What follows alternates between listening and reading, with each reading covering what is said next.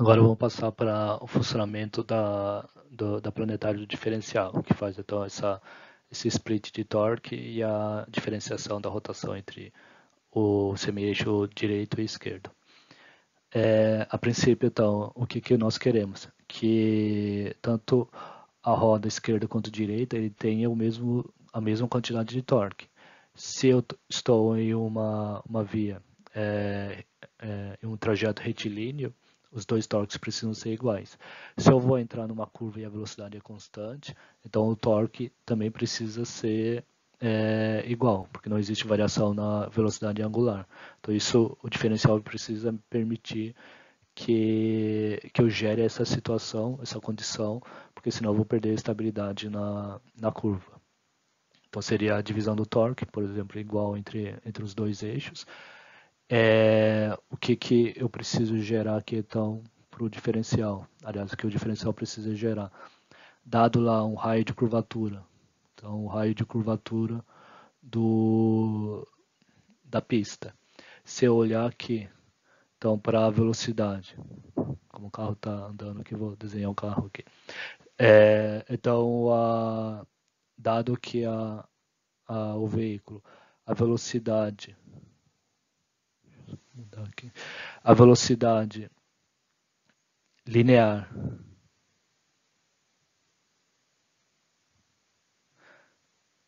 da roda no lado interno, ele é diferente, ou precisa ser diferente da velocidade da roda externa, porque, como foi ilustrado lá no início do vídeo, então essa aqui é a velocidade interna, essa aqui é a velocidade da curva externa aqui.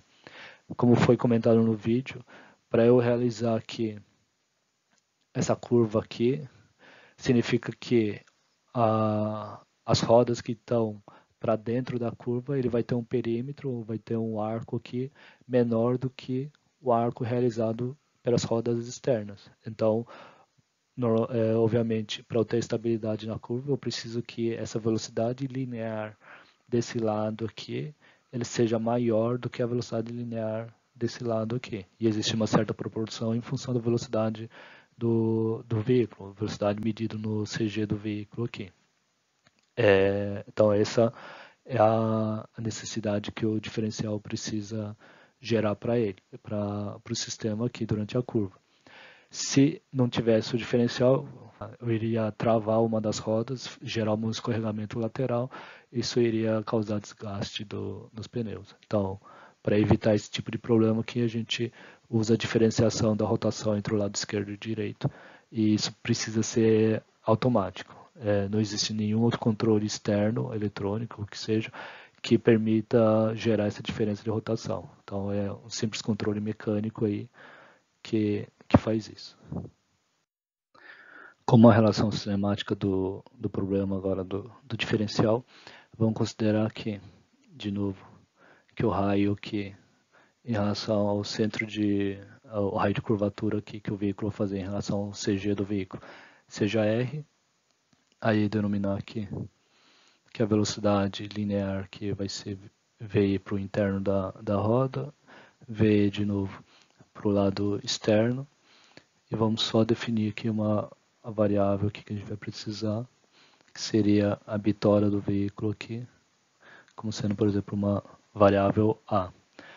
A cinemática aqui é determinar qual é a relação entre as velocidades e a geometria aqui da dinâmica do sistema. Então, por exemplo, se o sistema ele gira aqui a uma velocidade ômega, então vamos considerar primeiro, vamos considerar que o veículo está a uma velocidade constante.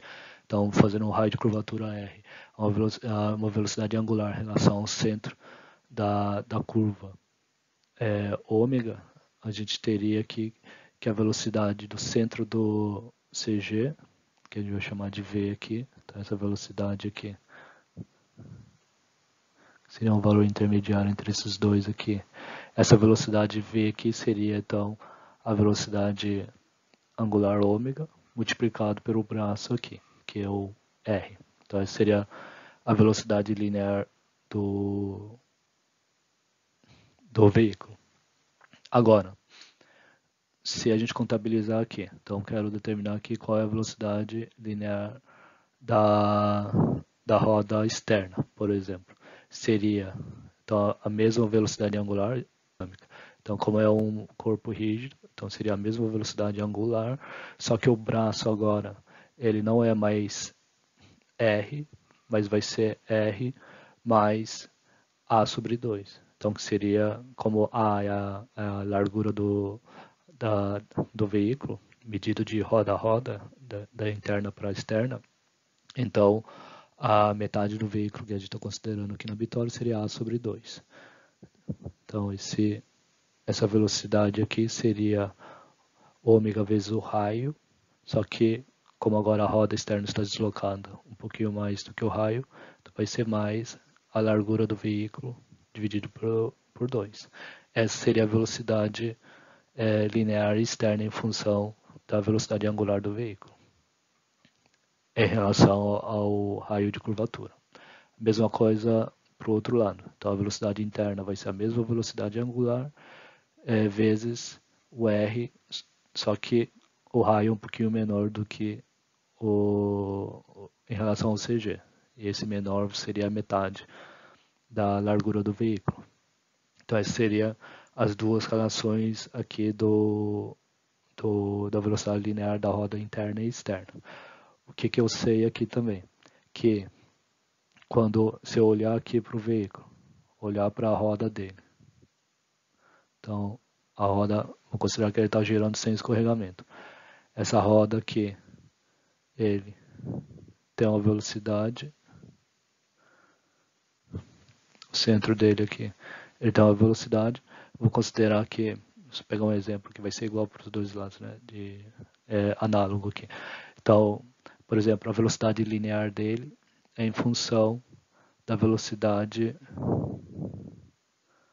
angular da roda. Então, essa velocidade aqui, por exemplo, chamar de ômega i. Essa velocidade angular aqui é a mesma velocidade angular do semi-eixo. Então, lá na saída do diferencial, que tem dois eixos de saída, um deles vai ter que girar o ômega i para gerar essa velocidade linear VI aqui. O que nós sabemos aqui, que é a relação, então, aqui. Então, o primeiro conjunto de equações aqui, o segundo conjunto de equações aqui. Então, seria a mesma forma. Agora a gente vai analisar aqui do ponto de vista da roda. Então, a velocidade linear da roda interna, ele vai ser a velocidade do semi-eixo, que está do lado interno à curva, vezes o raio dinâmico da roda. Então, o raio dinâmico aqui é o que a gente já conhece. Então, aqui seria o raio dinâmico da roda. Da mesma forma aqui, então seria análogo aqui.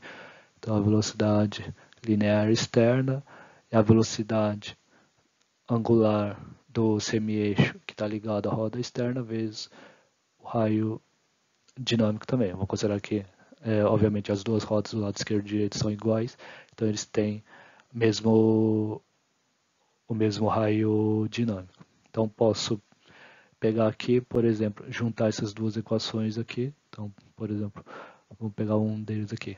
Pego essa equação aqui, igualo com essa equação, porque as velocidades lineares são iguais. E aí podemos escrever aqui que, por exemplo, a velocidade linear da roda no externo, ele é ômega vezes R mais A sobre 2, a primeira equação, que é igual a ômega E vezes o raio dinâmico. Então essa aqui seria a primeira expressão aqui. Então, obtido aqui a velocidade da roda externa, igualando as duas expressões aqui, a gente pode reescrever ela da seguinte forma aqui. Eu vou pegar, então, esse raio dinâmico aqui, e passar dividindo para esse lado da equação aqui. O que nós queremos saber é, em função da dinâmica veicular, então da velocidade aqui do veículo e do raio da curvatura, quero saber qual tem que ser a velocidade angular de cada uma das rodas que o diferencial vai precisar gerar pela planetária. Então, vou passar o RD dividindo para o outro lado, vai ficar aqui, então, a velocidade angular da roda externa vai ser igual à velocidade angular do veículo em torno do centro do raio de curvatura, dividido pelo raio dinâmico, vezes o raio mais a largura sobre 2. Aqui eu vou fazer uma modificação aqui, vou multiplicar o conjunto por 1, ou seja, vou multiplicar por R e dividir por R aqui, só para reescrever a equação aqui numa forma mais que o pessoal tá acostumado aqui na literatura. Então seria aqui, eu vou colocar esse R aqui em evidência, então esses R aqui eu vou colocar em evidência, e aí vai ficar aqui ômega E é igual a ômega vezes R dividido pelo raio dinâmico, vezes, como a gente colocou o R em evidência, vai ficar 1, mais A sobre 2 vezes o R, aquele R de baixo ainda sobrou. O que nós sabemos daqui? Que é a velocidade, então essa velocidade aqui, que seria a velocidade linear do veículo, medida em relação ao centro de gravidade dele, o V, ele é igual a ômega vezes R. Pela cinemática aqui do conjunto, se não tivesse carregamento, então eu posso substituir esse valor aqui por V. Então vai ficar aqui a velocidade angular externa da roda externa, ele vai ser V dividido por RD, 1 mais A sobre 2 vezes o raio de curvatura.